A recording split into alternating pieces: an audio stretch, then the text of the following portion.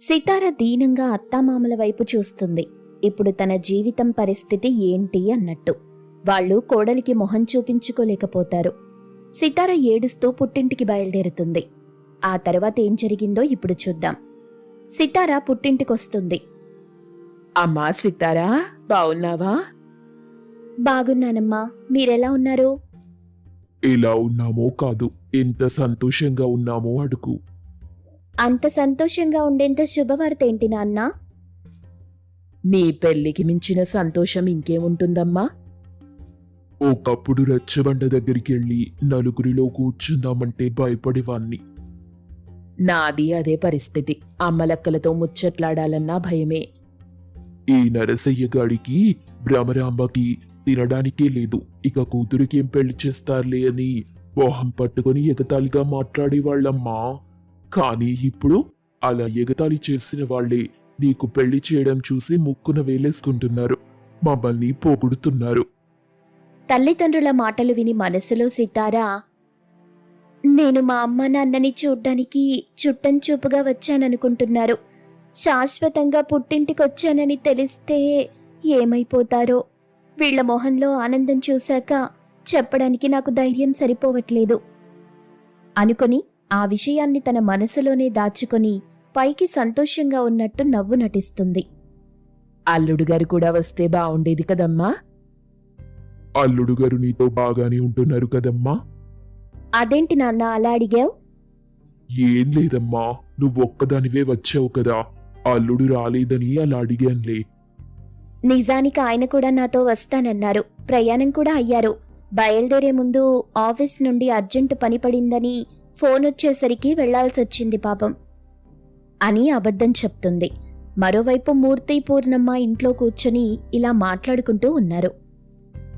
మన అబ్బాయి నెల జీతం మొత్తం లాటరీ టికెట్లకే ఖర్చు పెట్టేస్తున్నాడన్న భయంతో వాడికి నిజం చెప్పి మనం చాలా పెద్ద తప్పు చేశామనిపిస్తోంది పూర్ణ.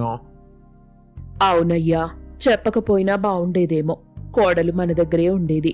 మనం బాగానే ఉన్నాం గాని మన వల్ల ఒక ఆడపిల్ల జీవితం నాశనమైపోయింది అని ఇద్దరూ బాధపడుతున్నారు.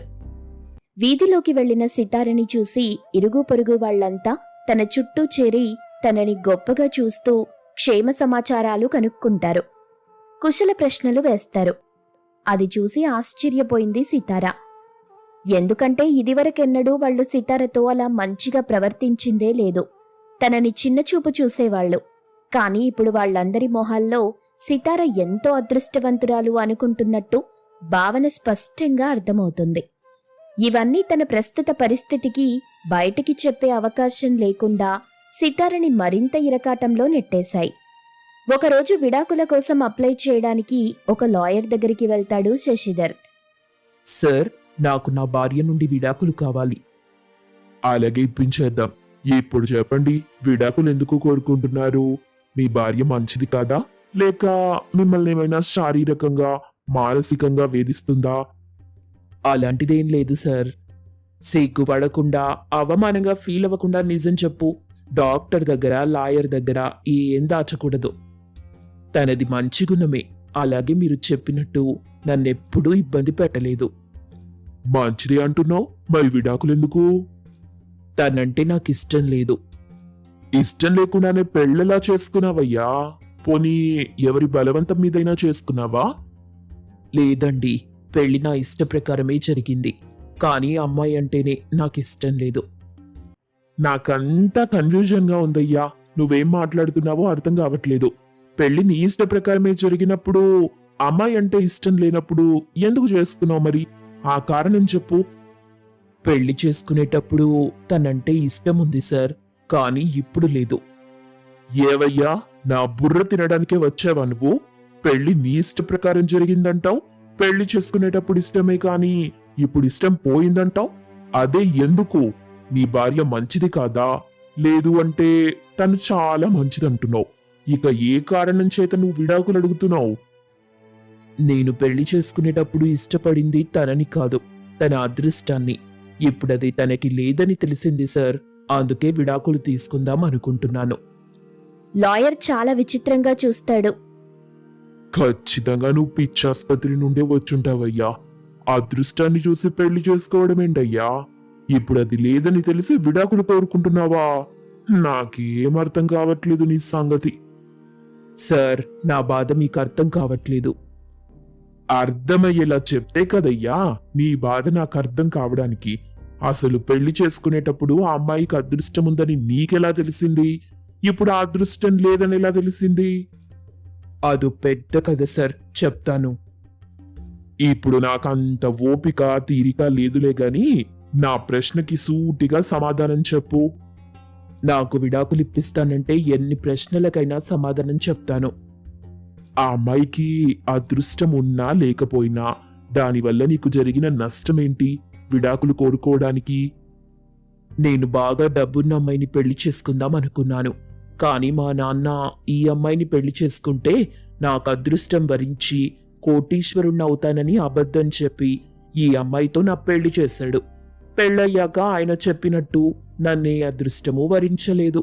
చావు కబురు చల్లగా చెప్పినట్టు మా నాన్న తర్వాత అబద్ధం చెప్పానని నాకు నిజం చెప్పాడు. అందుకే నా భార్యకి విడాకులిచ్చి మరో డబ్బున్న అమ్మాయిని పెళ్లి చేసుకుందాం అనుకుంటున్నా.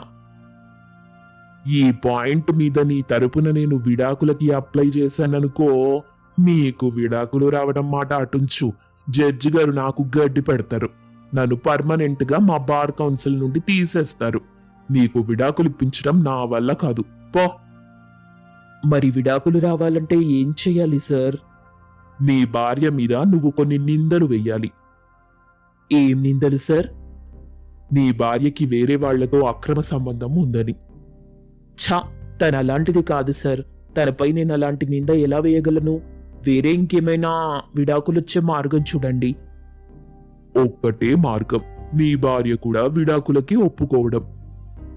తానెందుకు ఒప్పుకుంటుంది? తనకి విడాకులు తీసుకోవడమే ఇష్టం లేదు. అయితే నీ విడాకుల సంగతి మర్చిపో.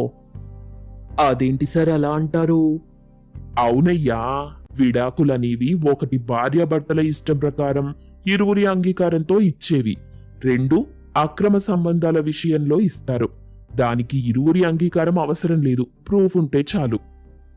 ఒకవేళ నేను తనపై నింద వేయడానికి ఒప్పుకున్నా నా భార్య లాంటిది కానప్పుడు ప్రూఫ్ ఎలా దొరుకుతుంది సార్?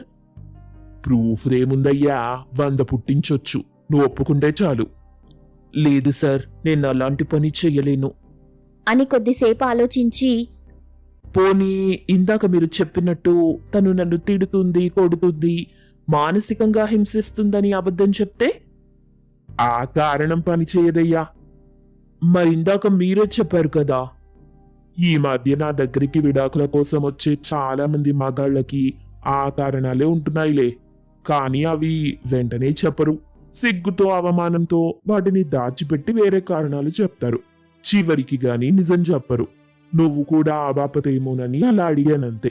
ఇలాంటి కారణాలకి భార్యాభర్తలకి కౌన్సిలింగ్ ఇచ్చి పంపించేస్తారు కానీ విడాకులివ్వరు. శశిధర్ డీలా పడిపోయాడు. అప్పుడే అతనికి ఇందిర నుండి ఫోన్ వస్తుంది. సార్, నేను మళ్ళీ వచ్చి మిమ్మల్ని కలుస్తాను అని చెప్పి అక్కడి నుండి వెళ్ళిపోతాడు. శశిధర్ ఇందిర ఇంటికొస్తాడు. చాలా ఖరీదైన ఇల్లది. ఖరీదైన కార్లు పార్క్ చేసి ఉన్నాయి. వాటిని చూసి నోరెళ్లబెడుతూ లోపలికెళ్లాడు. హాయ్ శశిధర్, కూర్చో. నిన్ను పెళ్లి చేసుకోవడం మరి నాకు ఓకే.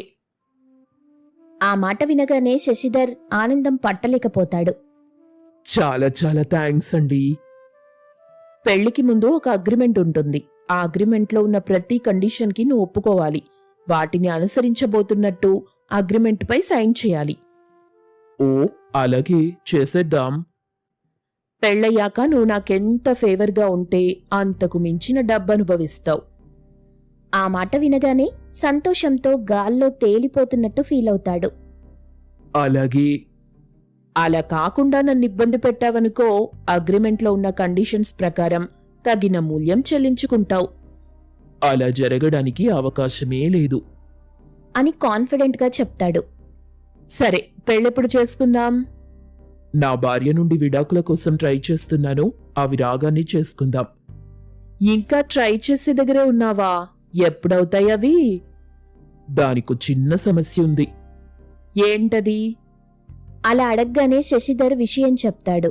అది విన్న ఇందిర నవ్వి, వద్దనుకొని విడాకులు తీసుకునే భార్య మీద ఏ నింద వేస్తే మాత్రం ఏంటట? నీకు నీ సంతోషం ముఖ్యం కదా. కరెక్టే, కానీ అంటూ నసుగుతాడు. నీ ప్రాబ్లం నాకు అనవసరం. నాకేదైనా 1 వీక్లో చెప్పేసేయ్. నువ్వు లేట్ చేస్తే నేను వేరే అతన్ని చూసుకుంటాను. లేదు లేదు, అంత పని చెయ్యకండి. అది నీ చేతుల్లోనే ఉంది, నా చేతిలో కాదు. 1 వీక్లో నా భార్యతో విడాకులు తీసుకొని మీ దగ్గరికి వస్తాను. Best of luck. I'm always lucky అని వెళ్ళిపోతాడు. తర్వాత ఏం జరిగిందో మరొక ఎపిసోడ్లో తెలుసుకుందాం.